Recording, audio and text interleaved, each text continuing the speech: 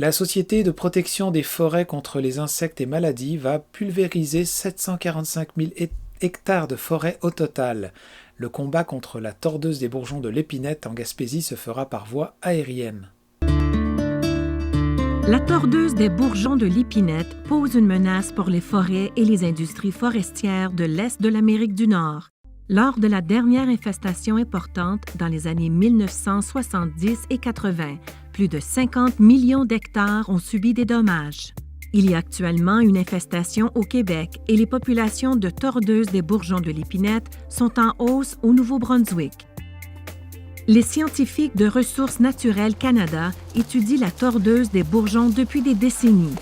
Dans le cadre d'une collaboration sans précédent, des scientifiques, des gouvernements, des universités et des intervenants de l'Est du Canada et des États-Unis ont formé le Partenariat pour une forêt en santé afin d'agir de façon proactive pour traiter et protéger la forêt contre les dommages causés par la tordeuse des bourgeons. La Société de protection des forêts contre les insectes et maladies, SOPFIM, protégera cet été un peu plus de 745 000 hectares de forêts infestées par la tordeuse des bourgeons de l'épinette, TBE.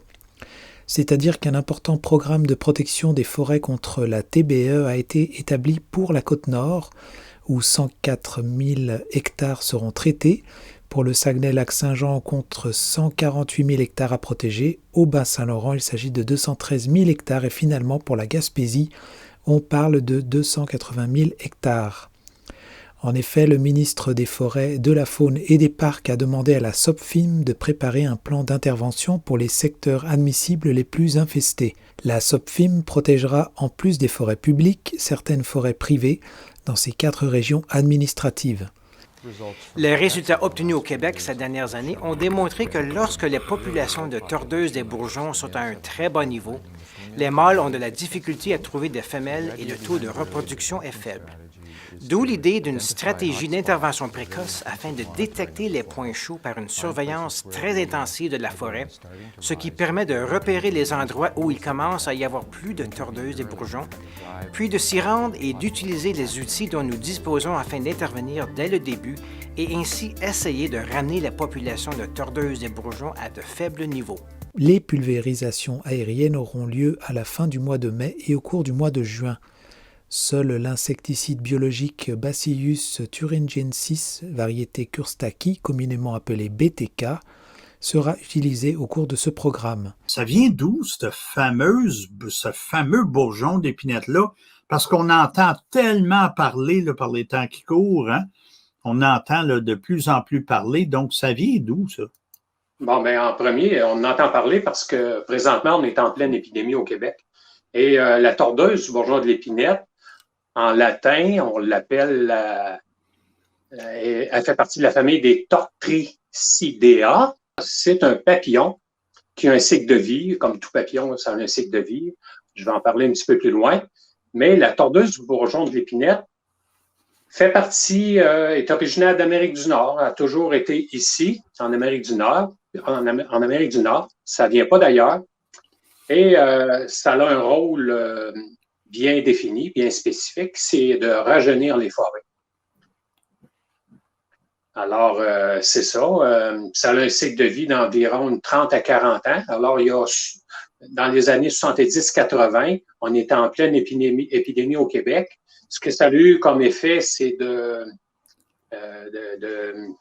rajeunir la forêt, c'est-à-dire tuer les arbres qui étaient devenus à maturité et de les remplacer par une nouvelle forêt. Et présentement, on est en pleine épidémie là, ici en Abitibi, mais aussi dans l'Est du Québec.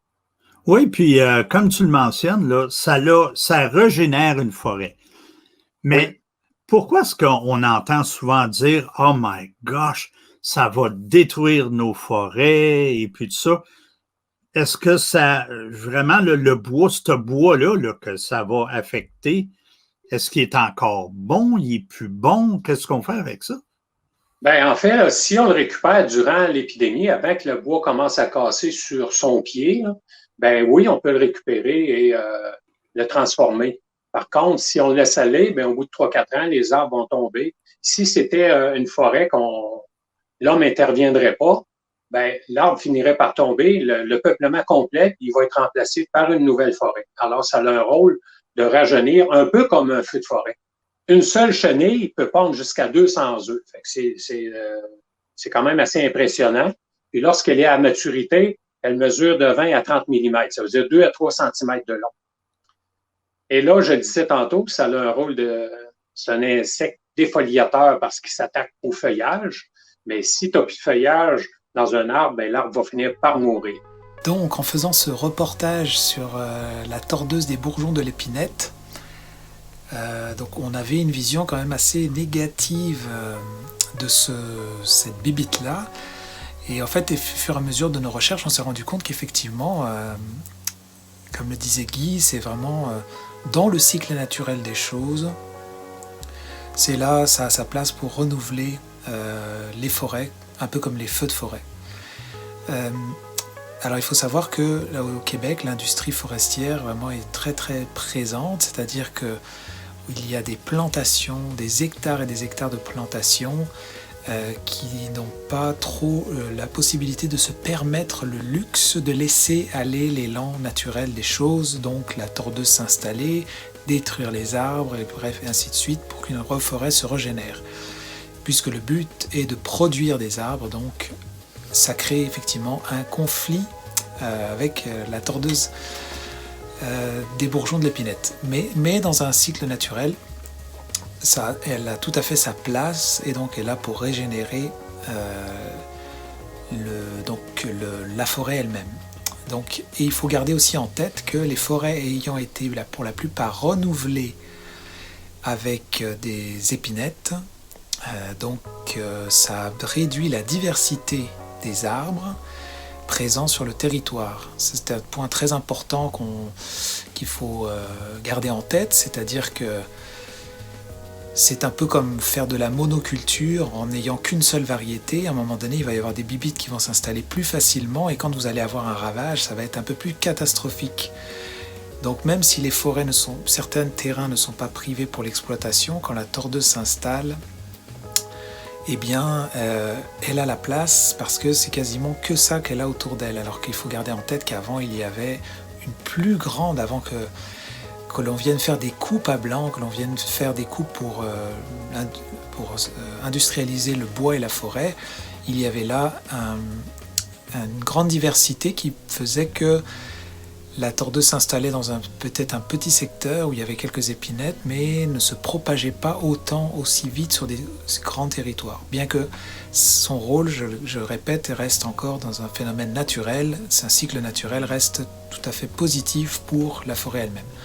Donc quand on prend tout ça dans son ensemble, effectivement on peut parler des fois de quelque chose d'assez catastrophique, de crise pour la forêt, mais on peut avoir un regard tout autre. Et voilà, c'est ce but de ce reportage-là était d'apporter un peu avoir un recul qui n'est pas forcément uniquement vu par l'exploitation forestière, mais par l'ensemble de la forêt, même la forêt telle qu'elle était dans le passé.